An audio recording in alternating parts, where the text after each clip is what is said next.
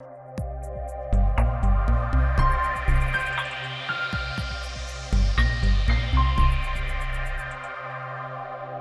दोस्तों, Kautilya academy mission UPSC channel में आप सभी का स्वागत है। जैसा कि आप सभी मेरी स्क्रीन में देख पा रहे हैं, यहाँ पर आपको एक स्पेस सूट दिख रहा है और दूसरी जगह आपको एक ऑर्बिटल मॉड्यूल दिख रहा है। तो इन दोनों इमेजेस से आप गेस कर पा रहे होंगे कि हम लोग जिस मिशन के बारे में आज डिस्कस करने जा रहे हैं उसका नाम है गगनयान मिशन। दोस्तों, आप सभी को याद होगा 15 अगस्त 2018 को लाल किले से हमारे प्रधानमंत्री मोदी जी ने घोषणा की थी कि भारत अपने एस्ट्रोनॉट्स को अंतरिक्ष में भेजेगा। ये भारत के लिए बहुत बड़ी बात है क्योंकि आज तक भारत ने किसी भी एस्ट्रोनॉट को अंतरिक्ष में अपनी खुद की कैपेसिटी से नहीं पहुंचाया। मेरे शब्दों पर ध्यान दीजिएगा, अपनी खुद की कैपेसिटी से नहीं पहुंचाया है। मतलब अब जो भारत मिशन करने जा रहा है ये पूरी तरीके से इंडिजीनियस है। हालांकि इसमें हम 2 स्पेस एजेंसीज का सपोर्ट भी ले रहे हैं। पहली स्पेस एजेंसी है रोसकॉस्मोस और दूसरी है फ्रांस की CNES। तो दोस्तों, आज के लेक्चर में जानने की कोशिश करेंगे कि आखिर ये गगनयान मिशन क्या है, इसको पूरा करने के बाद भारत को इसका क्या लाभ अर्जित होगा। साथ ही साथ इससे हम GSLV Mk3 की कैपेसिटी को भी टेस्ट कर पाएंगे। हालांकि GSLV Mk3 एक टेस्टेड रॉकेट है और हमने इसके माध्यम से कई सारे प्रक्षेपण किए हैं, लेकिन फिर भी GSLV Mk3 के अंदर जो हम एक ऑर्बिटल मॉड्यूल डालेंगे जिसमें क्रू मॉड्यूल भी होगा, सर्विस मॉड्यूल भी होगा, तो हम एक ऐसी कैपेसिटी को टेस्ट करने जा रहे हैं GSLV Mk3 की कि क्या ये अपने साथ अंतरिक्ष यात्रियों को अंतरिक्ष यानी पृथ्वी की निचली कक्षा तक पहुंचा पाएगा या नहीं पहुंचा पाएगा। तो इन सारी चीज़ों को आज हम अनवील करेंगे इस लेक्चर में। तो सबसे पहले हम लोग स्टार्ट करते हैं और एक बेसिक इन्फॉर्मेशन जनरेट करते हैं कि आखिर ये गगनयान मिशन क्या है। दोस्तों, गगनयान मिशन की यदि अपन चर्चा करें तो ये एक्चुअली एक तरीके का स्पेस मिशन है जिसमें भारत अपने एस्ट्रोनॉट्स को अंतरिक्ष में पृथ्वी की निचली कक्षा यानी लोअर अर्थ ऑर्बिट में पहुंचाने जा रहा है। हमारे जो टोटल नंबर ऑफ एस्ट्रोनॉट्स हैं जो इस मिशन के लिए सेलेक्ट किए गए उनकी संख्या है 3। तो सबसे पहले आपको याद रखने वाली बात है कि भारत अपने 3 एस्ट्रोनॉट्स को पृथ्वी की निचली कक्षा यानी लोअर अर्थ ऑर्बिट में। अच्छा, अब आपके दिमाग में प्रश्न आएगा कि लोअर अर्थ ऑर्बिट क्या होती है। देखिए, लोअर अर्थ ऑर्बिट जो हमारा सी सरफेस लेवल है यहाँ से 160 किलोमीटर से 2000 किलोमीटर की हाइट पर रहती है। और बेसिकली यदि अपन बात करें तो यहाँ पर ये जो मिशन है पूरा का पूरा, इसमें जो ऊंचाई रखी गई है वो लगभग आपकी 400 से 600 किलोमीटर के बीच में है। तो आप ये कह सकते हो कि यहाँ पर GSLV Mk3 के थ्रू हम 400 to 600 किलोमीटर की हाइट पर एस्ट्रोनॉट्स को पहुँचाएंगे और ये जो एस्ट्रोनॉट्स हैं बेसिकली 5 से 7 दिनों तक स्पेस में रहेंगे। इतना बेसिक इन्फॉर्मेशन आपको पता होना चाहिए। तो यहाँ पर जैसे टेक्स्ट आप देख रहे हैं, टेक्स्ट में लिखा हुआ है Gaganyaan is an Indian crewed orbital spacecraft that is intended to send 3 astronauts to space for a minimum of 7 days by 2022 as part of the Indian Human Space Flight Program। अब यहाँ पर सबसे बड़ा concern ये है कि जो Gaganyaan mission है इसमें GSLV Mk3 को यूज़ तो किया जाएगा और GSLV Mk3 में जो कंपोनेंट है जिसे हम ऑर्बिटल मॉड्यूल कह रहे हैं उसका बहुत इंपॉर्टेंट रोल होने वाला है।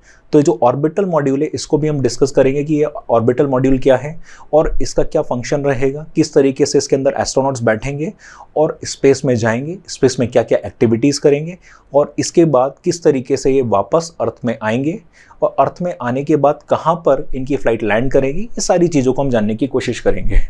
तो 2022 जैसा कि आप सभी को पता है हम 2022 में चल रहे हैं, तो अब मोस्ट प्रोबेबली इस मिशन की शुरुआत होने वाली है और इसरो ने कहा है कि जो पूरा का पूरा मिशन है इसमें इसरो 3 फ्लाइट्स जनरेट करेगा। मतलब यहाँ पर GSLV Mk3 की 3 उड़ानें होंगी।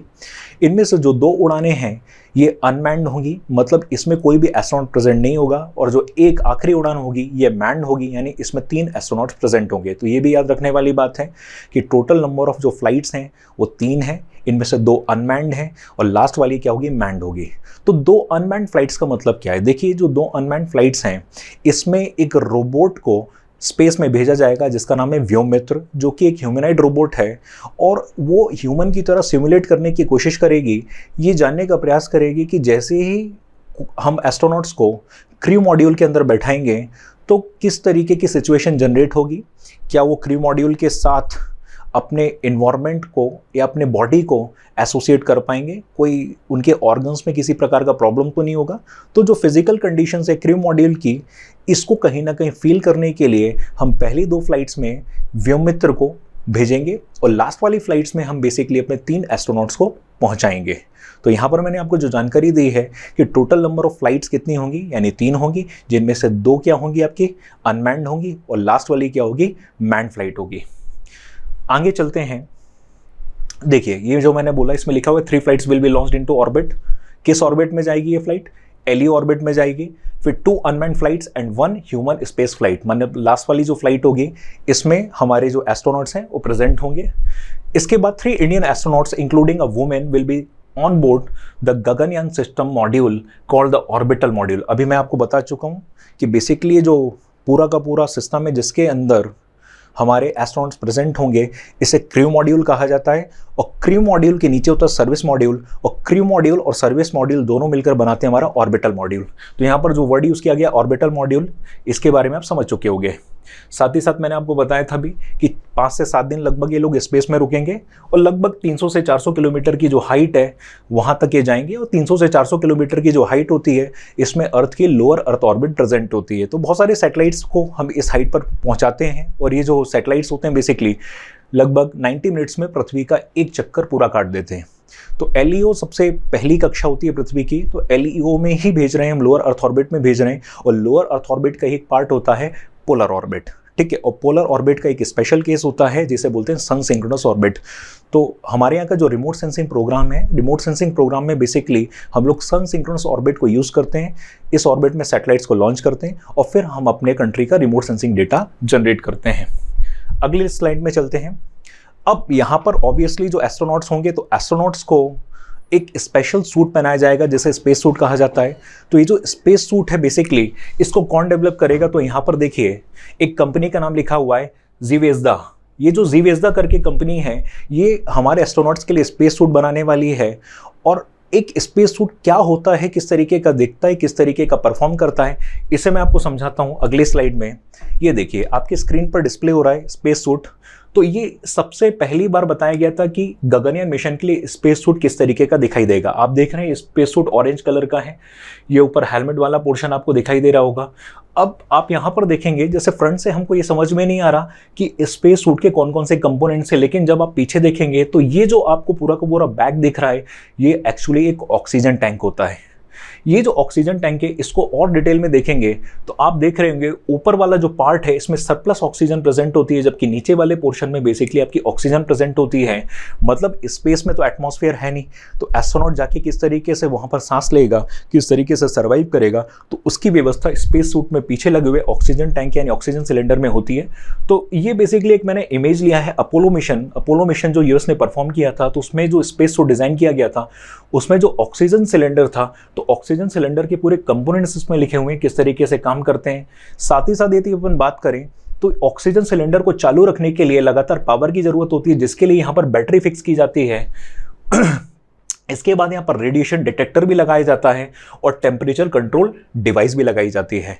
तो स्पेस सूट का जो पीछे वाला पोर्शन है काफ़ी इंपॉर्टेंट होता है और इसी में ऑक्सीजन टैंक होता है। अब देखो क्या होता है ना, जो एस्ट्रोनॉट्स हैं इनको लगातार प्रैक्टिस कराई जाती है कि ये स्पेस सूट पहनकर चलने की कोशिश करें, क्योंकि कोई ये हल्का स्पेस सूट तो है नहीं, काफ़ी भारी होगा, ऑक्सीजन टैंक को भी कैरी करना पड़ेगा। तो ये प्रैक्टिस बेसिकली लंबे समय से कराई जा रही है और इसकी प्रैक्टिस एस्ट्रोनॉट्स की कहाँ पर हो चुकी है? रशिया में हो चुकी है, क्योंकि रशिया को काफ़ी लंबा अनुभव हो चुका है अपने अंतरिक्ष यात्रियों को, अपने एस्ट्रोनॉट्स को स्पेस में भेजने का। आप सब के लिए क्वेश्चन भी है कि रशिया ने अपना सबसे पहला अंतरिक्ष यात्री किस वर्ष में भेजा था और किस कार्यक्रम के अंतर्गत भेजा था? आप जब ये वीडियो सुन रहे होंगे तो इसका सवाल आप जरूर सोचिएगा। अगली स्लाइड में हम लोग चलते हैं। अगली स्लाइड में आपको पता चलेगा कि ये जो गगनयान प्रोग्राम है इसका सिग्निफिकेंस क्या है, हमारे ऊपर क्या प्रभाव पड़ेगा। देखिए सबसे पहले इंडिया पूरे वर्ल्ड में अपने आप को प्रूव कर देगा कि हम साइंस एंड टेक्नोलॉजी के क्षेत्र में काफ़ी आगे बढ़ चुके हैं। स्पेशली इसरो ये पूरी दुनिया को बता चुका होगा कि अब India is capable of reaching space. ठीक है, इंडिया स्पेस में पहुंचने के लिए पूरी तरीके से कैपेबल हो चुका है। स्पेस में इंडिया तो ऑलरेडी पहले पूछ चुका है, लेकिन पहुंचने का मतलब यहाँ पर है कि हम अपने एस्ट्रोनॉट्स को यहाँ पर पहुंचा चुके हैं, वो भी इंडिजिनियस टेक्नोलॉजी के। इसके बाद आप देखोगे जब स्पेस में ये सारे एस्ट्रोनॉट जाएंगे तो ये कहीं पर जाकर बैठने नहीं वाले। ये बेसिकली क्या करेंगे, क्योंकि ये जिस पार्ट का हिस्सा होंगे उस पार्ट को क्या कहा जाता है, ऑर्बिटल मॉड्यूल। ऑर्बिटल मॉड्यूल के दो कंपोनेंट्स है, क्रू मॉड्यूल और सर्विस मॉड्यूल। तो सारे के सारे एस्ट्रोनॉट्स आपके क्रू मॉड्यूल में होंगे। तो ये क्रू मॉड्यूल लगातार अर्थ के अराउंड रिवॉल्व कर रहा होगा और 90 मिनट्स में अपना एक रिवॉल्वेशन कंप्लीट कर देगा। तो यहाँ पर एक लोग माइक्रो ग्रेविटी से रिलेटेड एक्सपेरिमेंट्स को परफॉर्म कर रहे होंगे और दूसरे एक्सपेरिमेंट्स परफॉर्म कर रहे होंगे। तो एक्सपेरिमेंट्स का जब डेटा मिलेगा तो हमारे यहाँ जो डिपार्टमेंट से अलग अलग लैबोरेटरीज हैं ये भी एक्टिव मोड में आएंगी और स्पेस में इनको पता चलेगा कि किस तरह की सिचुएशन जनरेट होती है। तो कल को यदि स्पेस में रिसर्च करना होगा तो इन लैबोरेटरीज के पास पहले से ही डेटा अवेलेबल होगा। साथ ही साथ यदि अपन बात करें तो अब बहुत सारी इंडस्ट्रीज इस प्रोग्राम से जुड़ जाएंगी। तो कल को हमारे देश में भी स्पेस सूट्स बनने लग जाएंगे और साथ ही साथ और दूसरे नए एस्ट्रोनॉट्स तैयार होंगे जो स्पेस में जाएंगे और स्पेस में जाके रिसर्च करेंगे। इंडिया की जो आगे की प्लानिंग है अपना खुद का स्पेस स्टेशन बनाने की, उस पर भी काफ़ी रिसर्च होगा। इस बार जब गगनयान मिशन होगा तो इंडिया का जो स्पेस स्टेशन है जिसके लिए इसरो ने एक टेंटेटिव डेट बताया 2030, तो 2030 तक इंडिया का जो स्पेस स्टेशन है वो फंक्शन हो जाएगा। अब स्पेस स्टेशन कोई छोटा मोटा कंपोनेंट तो होता नहीं है, एक बहुत बड़ा कंपोनेंट होता है। जैसे अभी जो काम स्पेस स्टेशन कर रहा है ये कई सारी कंट्रीज का कोलैबोरेशन है जिसमें मेजर स्टेक रशिया और यूएस का है। तो ये जो स्पेस स्टेशन काम कर रहा है इसको इंटरनेशनल स्पेस स्टेशन कहा जाता है। तो इंटरनेशनल स्पेस स्टेशन में अभी इंडिया का कोई ऐसा बहुत बड़ा रोल नहीं है, लेकिन इंडिया को लगता है कि जैसे जैसे उसके सैटेलाइट्स बढ़ते चले जा रहे हैं इनको मेंटेनेंस की जरूरत पड़ रही है और स्पेस स्टेशन में रिसर्च करने के साथ साथ सैटेलाइट्स को मेंटेन भी किया जा सकता है। एज वेल एज जो इंटरनेशनल स्पेस स्टेशन होता है ये 1/3 अर्थ को सिग्नल भी प्रोवाइड करता है। तो जब इंडिया अपना खुद का स्पेस स्टेशन बिल्ड करेगा तो गगनयान मिशन का जो डेटा है इसको अचीव किया जा सकेगा। साथ ही साथ अब जितने भी जैसे नासा हो गया, CNES हो गया, रोसकॉस्मोस हो गया, जाक्सा हो गया, तो ये सारी कंट्रीज की जो स्पेस एजेंसी इंडिया के साथ कोलैबोरेट करेंगे और प्राइवेट स्टेक होल्डर्स भी इसरो के साथ आएंगे। और अब कल को यदि सपोज करो कोई बहुत बड़ा मिशन होता है इंटरनेशनल लेवल पर तो इंडिया की क्रेडिबिलिटी पहले से अब ज़्यादा हो जाएगी। जैसे फॉर एग्जाम्पल इलॉन मस्क, इनका दावा है कि ये मंगल में कॉलोनीज बसाएंगे। तो इसके लिए नासा ने एक रोबोट भी बनाया जिसका नाम है वॉल्किरी। तो अब कल को सपोज करो कि मंगल ग्रह पर कोई शोध करना है, कोई रिसर्च करना है, तो यहाँ से क्या होगा कि इंडिया को भी कहीं ना कहीं एक पार्टनर ले लेगा यूएस। और जो हमारा मार्स ऑर्बिटर मिशन था 2014 का उसमें यूएस ने हमको काफ़ी सपोर्ट भी किया था। तो हम ये कह सकते हैं कि आगे आने वाले समय में इंडिया यूएस का यानी नासा का एक बहुत बड़ा पार्टनर बन सकता है इस मिशन के बाद, क्योंकि इंडिया की जो एबिलिटी है, कैपेसिटी है, उसमें काफ़ी वृद्धि होगी। अब पिछले साल बेसिकली एक नई ऑर्गेनाइजेशन है जो एक तरीके की स्टार्टअप थी जिसका नाम था इन स्पेस, उसको भी कहीं ना कहीं प्रोजेक्ट का पार्ट बनाए, क्योंकि इसरो अब चाहता है कि, क्योंकि इसरो तो क्या एक सरकारी कंपनी, एक PSU है, और इसरो चाहता है कि ज़्यादा से ज़्यादा प्राइवेट स्टैक होल्डर्स वो इसरो के साथ आएँ, इसरो की नीड्स को पूरा करें और इसरो के काम में हाथ बटाएं। ये एक्चुअली इंडिया क्या कर रहा है, स्पेस मार्केट की तरफ आगे बढ़ रहा है और कमर्शियलाइजेशन ऑफ स्पेस का इंडिया भी एक पार्ट बन रहा है। तो जब इंडिया के पास प्राइवेट इन्वेस्टमेंट आने लग जाएगा, प्राइवेट स्टेक होल्डर्स आने लग जाएंगे, जैसे आज के डेट में इंटरनेशनल स्पेस स्टेशन में जब भी सप्लाई करानी होती है नासा को, तो वो खुद ना करते हुए SpaceX जो इलॉन मस्क की कंपनी है उसको ठेका दे देते हैं। तो SpaceX के पास फाल्कन रॉकेट है और फाल्कन रॉकेट क्या करता है, सप्लाई करना स्टार्ट कर देता है। तो इसी तरीके से इंडिया का भी आगे जाके प्लान है कि हम लोग क्या करेंगे, इन स्पेस जैसी कंपनीज को प्रमोट करेंगे और हम जब खुद का स्पेस स्टेशन बनाएंगे तो हमको प्राइवेट कंपनीज की काफ़ी ज़्यादा जरूरत पड़ने वाली है। तो अभी से इसकी तैयारी शुरू हो चुकी है। इस स्लाइड में यही सब कुछ लिखा हुआ है। अब GSLV MK3 इसका बहुत बड़ा रोल होने वाला है इस मिशन में।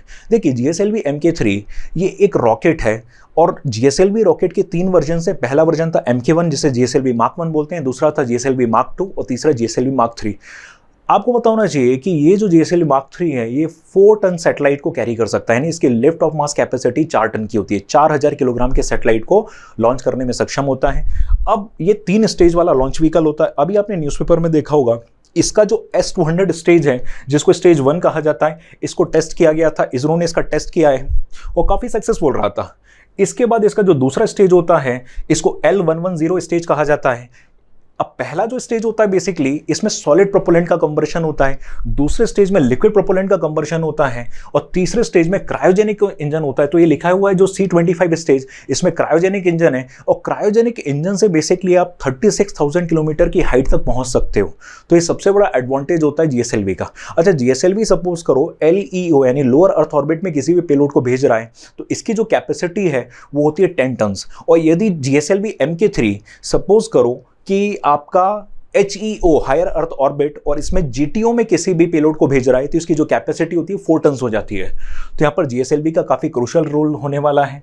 और ये जो आप अलग अलग इसके कंपोनेंट्स देख रहे हैं, S200 स्टेज इसका पहला स्टेज होगा और पहले स्टेज में सॉलिड प्रोपोलेंट का कंबर्शन होगा। सॉलिड प्रोपोलेंट एक साथ पूरा इकट्ठा जल जाता है, यानी बार बार इंजन बंद और चालू नहीं होता है। दूसरा जो इसका कंपोनेंट है आपका, इसमें लिक्विड प्रोपोलेंट का कंबर्शन होता है। लिक्विड प्रोपोलेंट वाले इंजन को कई बार बंद और चालू किया जा सकता है, तो मतलब ये थोड़ा सा क्या होता है, इसमें फ्यूल की बचत हो जाती है। और जो थर्ड स्टेज होता है वो क्रायोजेनिक स्टेज होता है। इसमें हम लिक्विड ऑक्सीजन और लिक्विड हाइड्रोजन को एज अ फ्यूल यूज करते हैं। तो यहाँ पर लिक्विड हाइड्रोजन बेसिकली फ्यूल हो जाएगा और लिक्विड ऑक्सीजन क्या हो जाएगा, ऑक्सीडाइजर हो जाएगा। तो ये काफ़ी इंपॉर्टेंट रोल प्ले करेगा। यदि आपको लगता है कि GSLV MK3 के ऊपर या GSLV लॉन्च व्हीकल के ऊपर और आपको कुछ एक्स्ट्रा नॉलेज चाहिए, एक्स्ट्रा डिटेल चाहिए, तो मैं आपके लिए एक नया वीडियो बना दूंगा। आप कमेंट बॉक्स में मुझे जरूर बताइएगा। अब आपने देखा होगा जो मैंने अभी आपको इन्फॉर्मेशन दी पूरी स्लाइड में लिखी हुई है कि GSLV MK3 को कुछ इस तरीके से डिज़ाइन किया गया है कि ये 4 टन लिफ्ट ऑफ मास को कैरी कर सकता है। मतलब इसका जो वेट कैरिंग कैपेसिटी होती है 4 टन यानी 4000 किलोग्राम की होती है। और जियोसिंक्रोनस ऑर्बिट को ये आसानी से इतना मास पहुंचा सकता है। ठीक है, मतलब कल को सपोज करो इंडिया का कोई कम्युनिकेशन सैटेलाइट है जिसका वेट है 4000 kg, तो इसको उठाकर ये GTO यानी 36,000 किलोमीटर की हाइट पर पहुंचा सकता है। और किसी सैटेलाइट को सपोज करो आपको LEO में पहुंचाना है तो इसकी जो मास लिफ्टिंग कैपेसिटी होती है 10 टन होती है। बता चुका हूं। क्रायोजेनिक स्टेज इसका काफी पावरफुल माना जाता है। और इससे बेसिकली यदि अपन बात करें तो क्रायोजेनिक स्टेज यदि अपन बात करें तो ये स्पेस में ज़्यादा एक्टिव होता है। स्पेस में जब आप पहुंच जाओगे तो क्रायोजेनिक स्टेज होगा। क्रायोजेनिक स्टेज को GSLV के कॉन्टेक्स्ट में अपर क्रायोजेनिक स्टेज भी कहा जाता है। और फिर हम 36,000 किलोमीटर की हाइट पर भारी ऑब्जेक्ट को यानी भारी सैटेलाइट को पहुंचा सकते हैं with the help of cryogenic stage. ठीक है, इसके बाद अभी जो मैंने बताया था आपको, जो इसमें सॉलिड रॉकेट बूस्टर जो इसका फर्स्ट स्टेज होता है उसमें S200 सॉलिड रॉकेट बूस्टर्स होते हैं। सॉलिड रॉकेट बूस्टर का यदि अपन बात करें तो एक तरीके की ये सॉलिड रॉकेट मोटर होती है जिसके चालू होने के बाद जो सॉलिड फ्यूल होता है उसका कंबर्शन स्टार्ट हो जाता है। तो ये फर्स्ट स्टेज होता है। ठीक है, तो यहाँ पर जो नंबर ऑफ बूस्टर्स होंगे उनकी जो संख्या होगी कितनी होगी, 2 होगी। अब ये आप फिगर में देख सकते हैं, ये सॉलिड प्रोपोलेंट का कंबर्शन हो रहा है, ये लिक्विड प्रोपोलेंट का कंबर्शन हो रहा है। तो आपको इसमें फिगर में दिख रहा है कंबर्शन चैम्बर्स दिख रहे हैं, यहाँ से स्पार्क जनरेट होता है, ऊपर आपका ऑक्सीडाइजर होता है। देखो फ्यूल को जलाने के लिए, रॉकेट के अंदर फ्यूल को जलाने के लिए ऑक्सीडाइजर की जरूरत पड़ती है। तो ऑक्सीडाइजर से स्पार्क से आपका कंबर्शन जनरेट होता है। तो यहाँ पर लिक्विड प्रोपोलेंट का कंबर्शन दिखाई दे रहा है और यहाँ पर सॉलिड प्रोपोलेंट का कंबर्शन दिखाई दे रहा है। इसके बाद यदि अपन बात करें तो एक GSLV रॉकेट का हमने प्रोटोटाइप डायग्राम देखा है यहाँ पर। तो यहाँ पर हम फर्स्ट स्टेज देख सकते हैं, फर्स्ट स्टेज है आपका। और ये स्ट्रैप ऑन स्टेज मतलब स्ट्रैप ऑन मोटर होती है, समझ गए। तो ये सॉलिड रॉकेट बूस्टर की मोटर होती है जिसको स्ट्रैप ऑन मोटर कहा जाता है। इसके बाद इसका सेकंड स्टेज है, ये इसका थर्ड स्टेज है। ये ऊपर इसकी हीट शील्ड होती है बेसिकली। तो एक बेसिक डायग्राम है GSLV का। अब ये जो हमारा गगनयान मिशन है, तो गगनयान मिशन में हमारे पेलोड्स कौन कौन से होंगे, तो मैंने आपको बताया। तो गगनयान मिशन में यदि अपन बात करें तो 2 तरीके के पेलोड्स हैं। पहला हो गया क्रू मॉड्यूल, दूसरा हो गया सर्विस मॉड्यूल। ठीक है, अब ये जो क्रू मॉड्यूल है बेसिकली, क्रू मॉड्यूल अपने अंदर क्या एस्ट्रोनॉट्स को बैठा के ले जाएगा। ठीक है, तो एस्ट्रोनॉट्स जो बैठेंगे वो लगभग इसका जो डायमीटर होगा लगभग 3 मीटर मान लो। अब 3 मीटर का इसका पूरा का पूरा डायमीटर है। इसी के अंदर, इसी बॉक्स के अंदर कौन होंगे, एस्ट्रोनॉट्स होंगे। इसमें विंडो भी लगी होगी। अब क्रू मॉड्यूल इतना इंपॉर्टेंट क्यों है, क्योंकि क्रू मॉड्यूल के अंदर ही एस्ट्रोनॉट्स को ना स्पेस सूट पहने होंगे ऑब्वियसली। और यहाँ पर इनका सर्वाइवल कैसे होगा, इनके ऑर्गन्स किस तरीके से बिहेव करेंगे, इसी के लिए पहला अनमैन्ड फ्लाइट होगा जिसके अंदर व्योममित्र नाम का ह्यूमनॉइड रोबोट होगा। हालांकि जो व्योममित्र है एक फीमेल ह्यूमनॉइड रोबोट है, फिर भी हम बार बार इसको मतलब मेल रोबोट जैसा बोल रहे हैं। इसके बाद अब यदि अपन बात करें तो इसमें 2 लिक्विड प्रोपोलेंट इंजन लगे होंगे। ये जो लिक्विड प्रोपोलेंट इंजन लगे होंगे ये सर्विस मॉड्यूल का पार्ट होंगे। और कभी सपोज करो कि कल को कुछ इमरजेंसी सिचुएशन आ जाती है, कभी सपोज करो कि आग वाग लग जाती है, ऐसा कुछ इमरजेंसी एग्जिट की बात होती है, तो उसके एस्केप के लिए भी एक रास्ता बनाया गया है क्रू मॉड्यूल में। तो क्रू मॉड्यूल का बहुत इंपॉर्टेंट रोल होने वाला है। ये देखिए इस डायग्राम से आपको समझ में आ जाएगा। ये जो ऊपर वाला पोर्शन है आपका, this is called as crew module. ऊपर वाले पोर्शन को आप क्रू मॉड्यूल बोलते हैं और ये जो नीचे वाला पोर्शन है बेसिकली इसको सर्विस मॉड्यूल कहा जाता है। अब देखिए ये वाला जो पोर्शन है आपका, this is called as crew module. इसको क्रू मॉड्यूल कहते हैं ऊपर वाले पोर्शन को, और जो नीचे वाला पोर्शन है इसको सर्विस मॉड्यूल कहा जाता है। तो ये जो पोर्शन आपको दिख रहा है डायग्राम में क्रू मॉड्यूल है, इसी के अंदर आपके एस्ट्रोनॉट्स होंगे। और ये जो नीचे वाला पोर्शन इसको कहते हैं सर्विस मॉड्यूल। इसमें बेसिकली क्या है, लिक्विड प्रोपोलेंट इंजन होगा आपका। ठीक है, तो अब यहाँ पर आप एक चीज़ याद रखिएगा, जब वापस लौट के आएंगे हम, मतलब यहाँ से हमने क्या किया, GSLV MK3 को लॉन्च किया, MK3 जैसे ही लॉन्च हुआ आपका, तो अब एक समय बाद क्या होगा, रॉकेट के कंपोनेंट्स अलग होने लग जाते हैं। इसके बाद आपका ये जो आखिरी कंपोनेंट यानी पेलोड बचेगा, ये पेलोड है पूरा का पूरा। पेलोड के साथ आपका सर्विस मॉड्यूल अटैच है, याद रखिएगा, मतलब क्रू मॉड्यूल सर्विस मॉड्यूल एक दूसरे से अटैच हैं। और जब क्रू मॉड्यूल सर्विस मॉड्यूल एक दूसरे से अटैच है, मैं आपको बताता हूँ अगली स्लाइड्स में। ये जैसे आपको व्योममित्र के बारे में है, क्रू मॉड्यूल सर्विस मॉड्यूल एक दूसरे से अटैच है, तो एक समय ऐसा आएगा जब आपका ये क्रू मॉड्यूल नीचे की ओर आ रहा होगा, तब क्रू मॉड्यूल और सर्विस मॉड्यूल एक दूसरे से डिटैच हो जाएंगे, एक दूसरे से अलग हो जाएंगे। तो व्योममित्र जिसको अनवील किया गया था 22 जनवरी 2020 में, कहाँ पे अनवील किया गया था, इसे अनवील किया गया था human space flight and exploration symposium Bengaluru में, यहाँ पर इसको अनवील किया गया था। ये आप व्योममित्र रोबोट का फोटो देख सकते हैं, किस तरीके की रोबोट दिखती है। जनरली आप देखेंगे काफ़ी अच्छी रोबोट बनाई है इसरो ने ये। और जो पहली 2 अनमैन्ड फ्लाइट्स होंगी उसमें व्योममित्र जाएगी, और ये उन सारी कंडीशंस का पता लगाएगी जो एस्ट्रोनॉट्स फेस करने वाले होंगे जब एक क्रू मॉड्यूल में बैठेंगे। ये देखिए, तो यहाँ पर आप देखेंगे GSLV MK3 ये लॉन्च हुआ। कहाँ से लॉन्चिंग होगी, श्रीहरिकोटा से। 16 मिनट लगेगा इसको LEO तक पहुँचने में, तो 16 मिनट में ये LEO तक पहुँच जाएगा। यहाँ पर आपको दिख रहा होगा ये ऑर्बिटल मॉड्यूल है, मैं बता चुका हूँ ऑर्बिटल मॉड्यूल के 2 कंपोनेंट होते हैं, क्रू मॉड्यूल और सर्विस मॉड्यूल। अब यहाँ पर आप देखेंगे 5 से 7 दिन तक ये स्पेस में रहा। स्पेस में रहने के बाद आप देखेंगे जैसे ही ऑर्बिटल मॉड्यूल को नीचे लाने की कोशिश की जाएगी, तो यहाँ पर ये सेपरेशन हो रहा है। सेपरेशन किसका हो रहा है, क्रू मॉड्यूल और सर्विस मॉड्यूल का आपस में सेपरेशन हो रहा है। और सेपरेशन होने के बाद आप देखेंगे कि ये पैराशूट ओपन हो जा रहा है, ठीक है ना। तो पैराशूट ओपन हो रहा है, मतलब अब ये जो आपका क्रू मॉड्यूल है ये पैराशूट के थ्रू नीचे की ओर आ रहा है, नीचे आएगा और कहां पर लैंड कर जाएगा, आपका अरेबियन सी में। मतलब इसका जो स्प्लैश डाउन होगा, इसका जो लैंडिंग होगी अरेबियन सी में होगी। तो अरेबियन सी मतलब पानी, वहां पर ये लैंड करेगा। उसके बाद यहां पर बोट आएगी, रेस्क्यू ऑपरेशन चलाया जाएगा, और ये जो एस्ट्रोनॉट्स हैं क्रू मॉड्यूल के अंदर, इनको यहां से बाहर निकाला जाएगा और कोस्ट तक लाया जाएगा। होप इस डायग्राम से आपको क्लियर हो रहा होगा कि किस तरीके से हम वापस लौट कर आएंगे। कई बार क्या होता है कि हम लोग नासा के मिशंस को देखते हैं, नासा के पास देखिए एडवांस स्पेस क्राफ्ट्स हैं, उनके पास इतना एडवांसमेंट है टेक्नोलॉजी का कि उन्होंने खुद के अपने अलग अलग प्रकार के व्हीकल्स बना के रखे हुए हैं जो वापस लौट के आ जाते हैं, और जिस तरीके से एयरबस लैंड करती है उसी तरीके से व्हीकल्स क्या होते हैं, लैंड कर जाते हैं। बेसिकली आपने देखा होगा कि इन्होंने सुनीता विलियम्स को भी स्पेस में भेजा था, तो वो भी अब आराम से आई और फिर उन्होंने अपना लैंड किया था। लेकिन अभी इंडिया के पास सच कोई फैसिलिटी अवेलेबल नहीं है कि इंडिया डायरेक्टली इनको लैंड कराए। इसलिए हम क्या कर रहे हैं कि ये जो हमारा पूरा का पूरा क्रू मॉड्यूल है, इस पर पूरा डिपेंडेंस है। ये पैराशूट खुल रहा है, पैराशूट खुलने के बाद स्प्लैश डाउन हो रहा है कहाँ पर, अरेबियन सी में। फिर यहाँ से इनको बाहर निकाला जाएगा, बोट आएगी और फिर इनको कहाँ पे लिया जाएगा। देखो ये लिखा भी हुआ है, crew module recovery in 15 to 20 minutes, मतलब 15 से 20 मिनट के अंदर क्रू मॉड्यूल के अंदर बैठे हुए एस्ट्रोनॉट्स को रिकवर कर लिया जाएगा। अब लॉन्च स्टार्ट होगा, 3 फ्लाइट्स होंगी, मोस्ट प्रोबेबली अगस्त से या सितंबर से इसकी लॉन्चिंग स्टार्ट हो जानी चाहिए। पूरे प्रोजेक्ट का जो कॉस्ट है 10,000 करोड़ के अंदर आ रहा है, फिर भी इंडिया के हिसाब से काफ़ी ज़्यादा कॉस्ट होता है, लगभग $1 बिलियन से ऊपर जा रहा है अमाउंट ये। और यदि ये हमारा सक्सेसफुल हो जाता है मिशन, तो India will be the 4th nation, चौथा देश होगा इंडिया पूरी दुनिया में जिसने अपने एस्ट्रोनॉट्स को खुद के इंडिजिनस टेक्नोलॉजी से स्पेस में पहुंचाया होगा। तो पहला नेशन यूएस है, दूसरा है रशिया और तीसरा है चाइना। होप आप इस वीडियो में गगनयान के बारे में समझ चुके होंगे। मैंने पूरी कोशिश करी है आपको इस मिशन के बारे में टेक्निकल डिटेल्स देने की। अब मैं नेक्स्ट वीडियो इसका गगनयान के बारे में तब लेके आऊँगा जब इसके ऊपर कोई नेक्स्ट डेवलपमेंट होगा। Thank you.